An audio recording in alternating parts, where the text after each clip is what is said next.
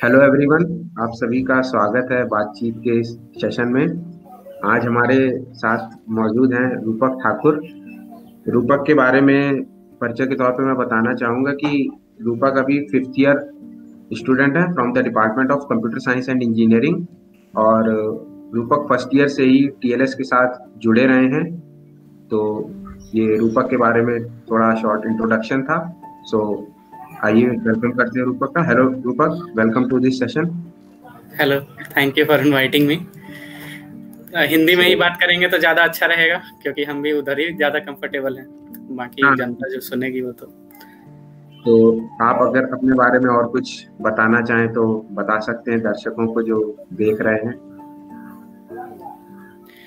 मेरे बारे में जानने के लिए सबसे पहले ये जानना ज़रूरी है कि मैंने मतलब बचपन से ही, शुरुआत से ही, जो हमारे टाइम पे चंपक नंदन जी, बात मैगजीन्स आती पत्रिका थी, है। जी जी पत्रिकाएं आती थी, तो जी ये डिफरेंस हो जाता है, बाद में मैं डिस्कस करूंगा। तो चंपक नंदन जब आती थी तो मैं हर महीने पढ़ता था चंपक नंदन, बालहंस, नन्हे सम्राट, जो भी पत्रिकाएं आती थी सब। हम लोग तीन चार चार भाई बहन थे, तो सबके लिए एक एक आ जाती थी और सब लोग पढ़ते रहते थे। तो वहीं से मेरा हिंदी के प्रति प्यार शुरू हुआ। और जैसे जैसे समय आगे बढ़ा, भले ही मैं इंग्लिश मीडियम में पढ़ने लगा, लेकिन हिंदी मेरी कभी मतलब वीक नहीं लगी मुझे। और हमेशा जब भी मैं अपने विचार किसी के सामने रखता हूं तो कोशिश करता हूं कि मैं हिंदी में ही रखूं। वैसे लिटरेचर जैसी बात है, लिटरेचर की बात अगर करें तो होता ये है कि विचार इंपॉर्टेंट हो जाते हैं, और आप उनको सामने प्रकट कैसे करते हैं वो इंपॉर्टेंट हो जाते हैं, और भाषा फिर मायने नहीं रखती। या आप धीरे धीरे, जैसे जैसे आप सोचेंगे, जितना सोचेंगे आपको उतना रियलाइज होगा कि जब विचार प्रकट करने का तरीका अगर आपको आ गया तो फिर भाषा मायने नहीं रखेगी।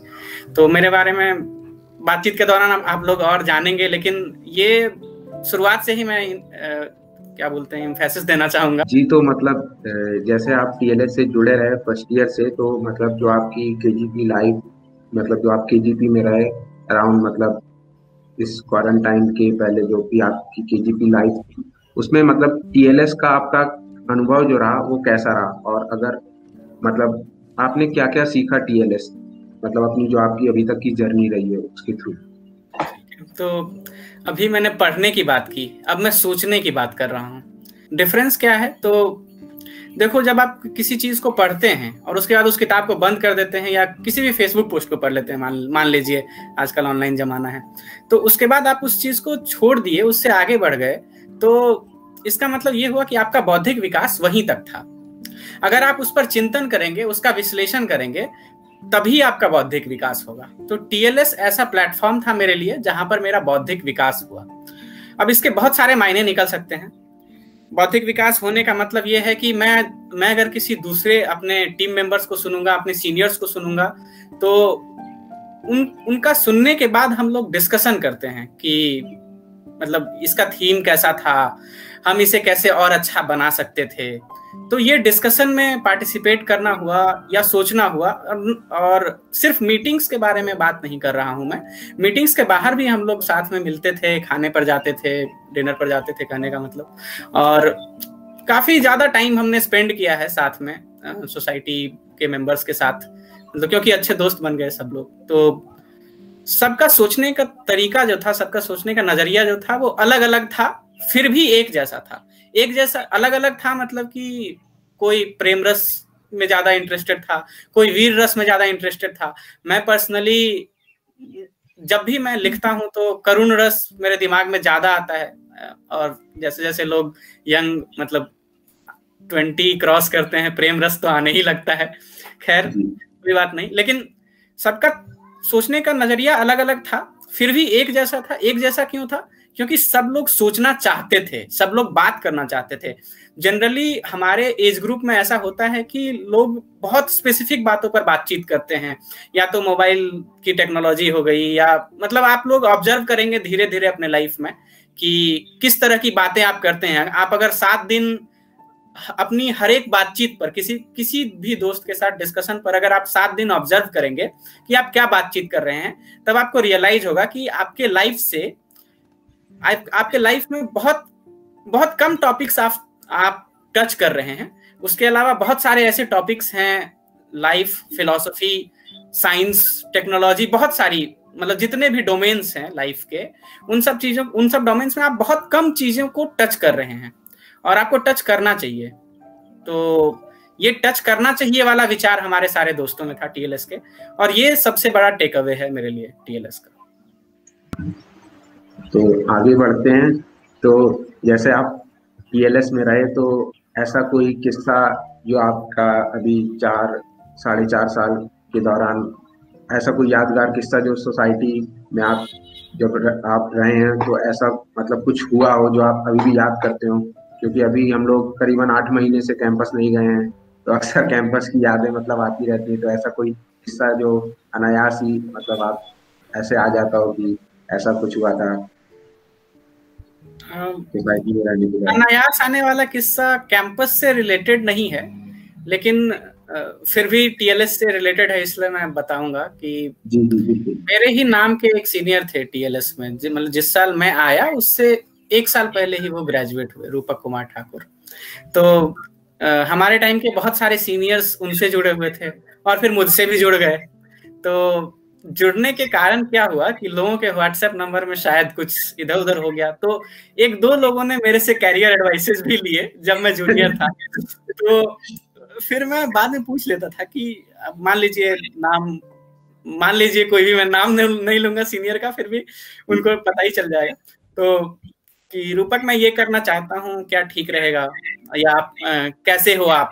तो कैसे हो आप जो है वो हिंदी में जूनियर को भी बोल सकते हो, सीनियर को भी बोल सकते हो। अब कैसे हैं आप अगर मुझे बोला जाए तो मैं सोचूंगा कि हाँ, मतलब मेरा कोई जूनियर ही मुझे बोल रहा होगा कि कैसे हैं आप। तो उन्होंने कैसे हैं आप नहीं बोला, कैसे हो आप बोला। तो ये चीज कोई जूनियर भी बोल सकता है, कोई सीनियर भी बोल सकता है। तो फिर मुझे लगा नहीं कि मतलब ये सीनियर मुझे कुछ ज्यादा ही इज्जत दे रहे हैं, मुझे लगा कि ठीक है, कैसे हो आप कह सकते हैं। तो बातचीत के दौरान मैंने उनसे पूछ लिया कि मैं सही रूपक हूँ या नहीं। तो फिर उन्हें रियलाइज हुआ कि नहीं, तो फिर हालचाल पे बात करने लगे। तो ऐसी घटनाएं हुई हैं 1-2 बार और अच्छा भी लगा है। लेकिन सारे सीनियर्स के साथ जो कनेक्ट है वो अभी भी मेरे लिए बहुत इंडियरिंग है, क्योंकि मैं 2 सोसाइटीज में रहा हूँ और दोनों सोसाइटीज में, मतलब सोसाइटीज में रहना केजीपी में ये बहुत इंपॉर्टेंट होता है। और स्पेसिफिकली टीएलएस जैसी सोसाइटी में, दोनों सोसाइटी ही लिटरेचर से जुड़ी हुई सोसाइटी है मेरी, तो वो बहुत अच्छा रहता है करना कि आप जिस चीज को चाहते हैं, अगर वैसा ही चाहने वाले सीनियर्स मिले आपको, वैसा ही चाहने वाले बैचमेट्स मिले, तो मजा आता है लाइफ जीने में। जी, आपने बहुत ही अच्छा अपना किस्सा सुनाया, एक कॉमेडी ऑफ एरर्स को अगर हम इसको नाम देना चाहें तो गलत नहीं होगा। तो रूपक, जैसे हम टीएलएस में आते हैं तो एक हमारा रहता है कि हम, या तो ऐसा होता है कि हम किसी कवि को सुन रहे होते हैं, या हमारा मतलब पढ़ने की आदत होती है, या हम लिखने का हमें शौक रहता है। तो आप जब टीएलएस में आप रहे तो आप कोई ऐसी कविता या रचना आपने जरूर लिखी होगी, आपने अपने इंट्रोडक्शन में भी बताया। तो आप कुछ ऐसा अपना कविता या रचना दर्शकों के साथ साझा करना चाहेंगे? हाँ जरूर सत्यम। देखो, मैंने पढ़ना और सोचना इसीलिए पहले बोल दिया क्योंकि मुझे शायद लग रहा था कि तुम लिखने पर आओगे ही। तो पढ़ने और सोचने के बाद उद्गार निकलते हैं, और जब निकलते हैं तो लिख लेना सबसे अच्छा उपाय होता है। नहीं तो फिर आप 10 दिन बाद याद करें कि ओ यार ऐसा कुछ सोचा था। तो फिर उस समय आपको लगेगा कि आप बहुत सारी चीजें मिस कर रहे हैं जो भी आपने सोचा था। अगर आप उस समय लिख लिए होते तो शायद आप वापस से देखते और मे बी किसी और के साथ शेयर भी कर सकते हैं।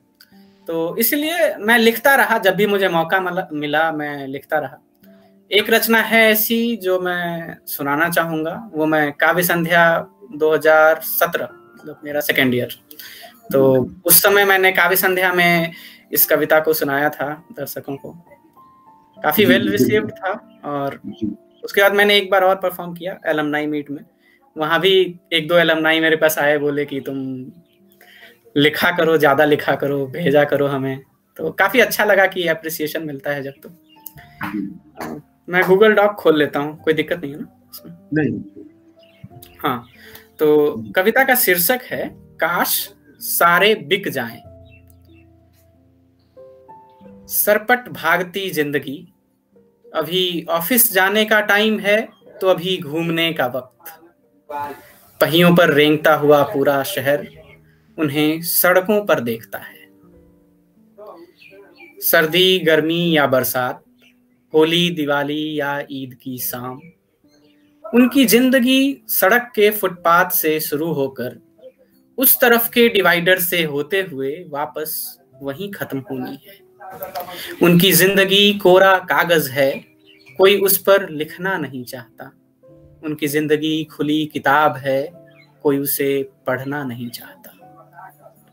अभी तक मैंने सिर्फ उनके बारे में बताया है, किनके बारे में बता रहा हूं ये शायद आपको पता नहीं हो।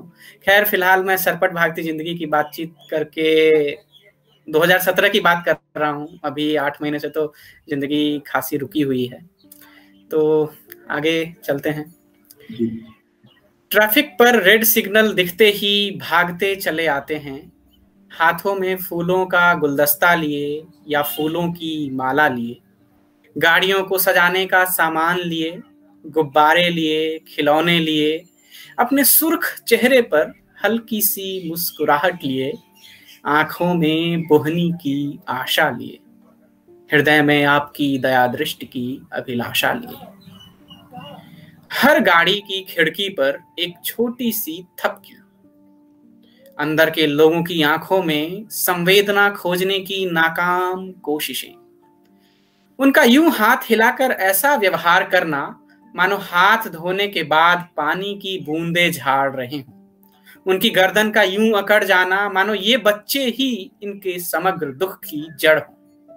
ये अनपढ़ बच्चे सर बोलना तो सीख गए हैं, पर गाड़ी की कांच के उस पार बैठे हुए सर अभी बहरे हो जाते हैं।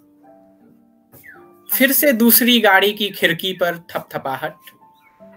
लोग भले ही नए बैठे हों, पर चेहरे पहली गाड़ी वालों से ही मिलते हैं। रेस्तरां में सैकड़ों की टिप देने वाले लोग सड़कों पर भीख नहीं दिया करते हैं। ग्रीन सिग्नल होते ही गाड़ियों की बौछार होती है। ग्रीन सिग्नल होते ही गालियों की बौछार होती है। हो भी क्यों ना, इनके बाप की सड़क थोड़ी ही है।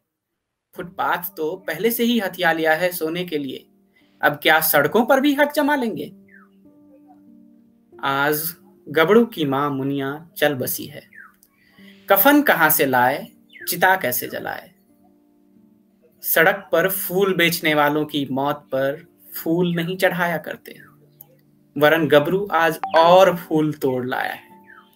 काश सारे बिक जाएं कि कफन खरीदा जा सके। काश सारे बिक जाएं कि जो सुख जीवित रहते नहीं मिले उन्हें मौत पर दिया जा सके।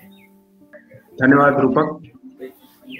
तो आप ये कविता काफी करुण रस से आपने जो बोला कि आप लिखते हैं, तो काफी साफ तौर पर इसमें झलक रहा है जो आपने करुण रस का इसमें प्रवाह है कविता के दौरान।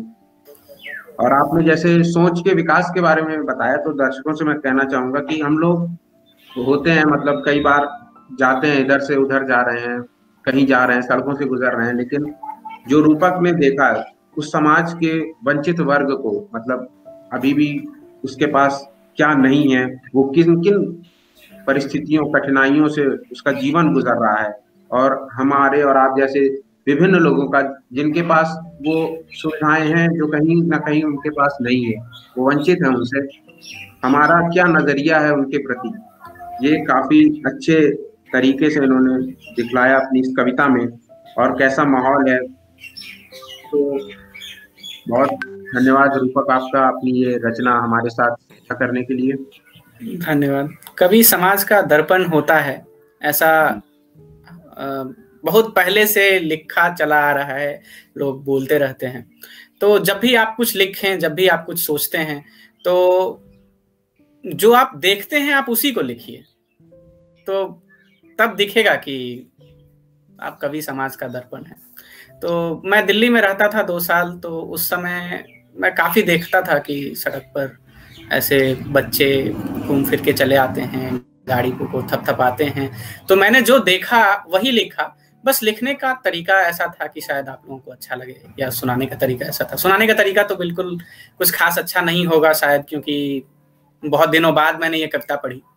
अभी प्लेसमेंट की तैयारी के दौरान कुछ खास लिटरेचर से जुड़ाव रहा नहीं पिछले 7-8 महीनों से।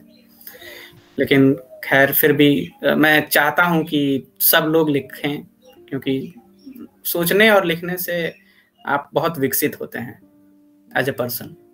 तो रूपक, अब हम अपने आखिरी सवाल पे आते हैं कि आपका ये केजीपी में लास्ट साल है, तो आप जो इस समय मतलब फ्रेशर्स आए हैं, अभी तो सब घर पर ही हैं, घर से ही ऑनलाइन क्लासेस वगैरह कर रहे हैं, तो आप ये बताइए कि आपने अभी तक जो भी समय बिताया है तो आप उसको ध्यान में रख के जो फ्रेशर्स हैं उनको क्या सलाह देना चाहेंगे उनके करियर या कॉलेज लाइफ से रिलेटेड? मैं तो यही कहना चाहूंगा कि टाइटैनिक में एक कोट है, मतलब कोट क्या है, लियोनार्डो डिकैप्रियो बोलते हैं कि मैं आज सुबह जब उठता हूं तो मुझे पता नहीं होता कि मैं क्या करने वाला हूं और मैं किन लोगों से मिलने वाला हूं, और इसलिए मैं हर एक दिन जो है वो पूरी शिद्दत के साथ जीता हूं। शिद्दत के बहुत सारे मीनिंग होते हैं, आप यहाँ वाला मीनिंग ले लीजिए। तो सारांश यही था कि आप ये नहीं कीजिए, आप उसमें से, अब मैं अपनी बात कह रहा हूं कि आप ये नहीं कीजिए कि आप अगले दिन क्या करने वाले हैं ये नहीं जाने, लेकिन आप एटलीस्ट पूरी जो आपका हर एक दिन है, आप उसको जब रात में सोच रहे हो सोते वक्त कि आज मैंने क्या क्या किया, तो आपको लगना चाहिए कि आपने एक दिन की जिंदगी जो काटी है वो अच्छी काटी है। तो ये ध्यान में रखिए। अब अच्छी काटी है ये कैसे होगा, तो आपके सामने 4 साल के बाद का एक एम होगा कि मुझे एक जॉब लेके निकलना है या मुझे रिसर्च में जाना है। तो आप खुद से ये सवाल कीजिए कि क्या मैंने उस एम के लिए कुछ किया, तो आपके पास जवाब आएगा कि नहीं किया तो शायद कल से करेंगे। तो उस तरह से प्लान कीजिए आप अगला दिन, और अगर किया तो very good, keep it up.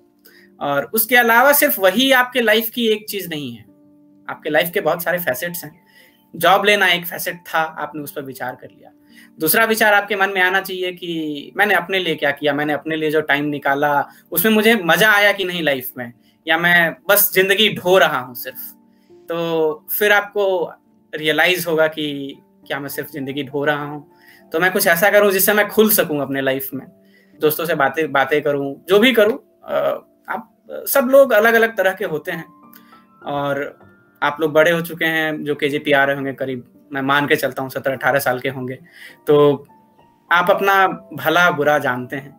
उस हिसाब से अपना एक एक दिन प्लान कीजिए, अपना एक एक सप्ताह प्लान कीजिए कि कुछ अपने गोल के लिए, कुछ अपने लिए, कुछ अपनी फैमिली के लिए, और ये सब करके आपको अच्छा लगेगा। और मेरा एग्जांपल ले लीजिए कि मैं 7-8 महीने जैसे मैंने प्लेसमेंट प्रिपरेशन किया प्लेसमेंट के लिए, तो मैं हर एक दिन इस तरह के सवाल खुद से किया करता था। कभी मेरे ऊपर ऐसा कुछ प्रेशर आया नहीं कि प्लेसमेंट बहुत नजदीक है और मुझे बहुत परेशानी होने वाली है, क्योंकि मैं पिछले 5 महीनों से प्लान करके चल रहा था। तो अंत में आपको अच्छा लगता है जब आप एक शिखर नहीं बोलना चाहिए, क्योंकि चढ़ाई ही है जिंदगी, एकदम अंत तक चढ़ाई ही है। तो जब आप एक जगह पर पहुंचते हैं तो आपको लगे कि हाँ मैंने कुछ अच्छा किया होगा। मैं अपने इंटरव्यू का एक छोटा सा एक्सपीरियंस बताता हूँ। मेरे से मतलब आफ्टर इंटरव्यू के बाद मेरे से बहुत सारे लोगों ने पूछा कि तुमसे क्या क्या सवाल किया गया और तुमने क्या क्या जवाब दिया। तो उनकी जवाबों मतलब मेरे से जो सवाल किए गए और मैंने जो जवाब दिए, तो वो लोग बोले कि यार ये तो बातचीत जैसा लग रहा है, बहुत बहुत।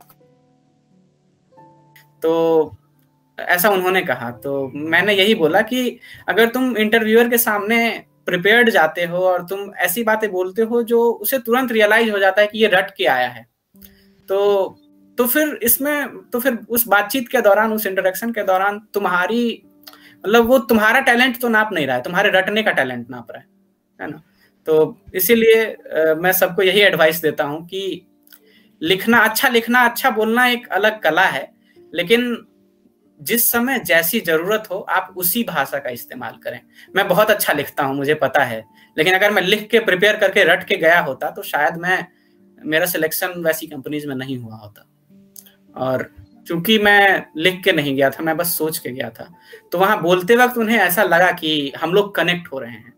तो सिचुएशन देखिए उस समय किस तरह से आपको विचारों का आदान प्रदान करना है, किस तरह से आपको भाषा का उपयोग करना है, वो आप अपने इंटेलेक्ट के हिसाब से चुनें और उस तरह से बातचीत करें या लिखें। जी रूपक, बहुत बहुत धन्यवाद। आपने बहुत सारी अच्छी अच्छी बातें हमारे साथ साझा की। हमें उम्मीद है कि दर्शकों को इसमें से कुछ लाभदायक जरूर मिला होगा, जिससे कुछ ऐसी बातें होंगी जिन्हें वो अपने जीवन में भी अप्लाई करेंगे और कुछ ना कुछ अपना फायदेमंद होगी उनके लिए। तो इस बातचीत के लिए हम रूपक जी का धन्यवाद करना चाहेंगे और उन्हें आगे की जो उनकी कॉलेज लाइफ के बाद हम आपको बताना चाहेंगे कि रूपक गूगल इंडिया में एज अ सॉफ्टवेयर इंजीनियर अपनी लाइफ मतलब वो मैंने शुरुआत में मिस कर दिया था कि रूपक जो है गूगल इंडिया में अपना सॉफ्टवेयर इंजीनियर के पोस्ट पे जाएंगे कॉलेज के बाद। तो उस लाइफ के लिए भी हम उन्हें काफी धन्यवाद और बधाई ज्ञापित करते हैं और आशा करते हैं उनकी आगे का लाइफ भी पूरा इसी तरह से बढ़िया रहेगा। और इस बातचीत में आने के लिए बहुत धन्यवाद। Thank you.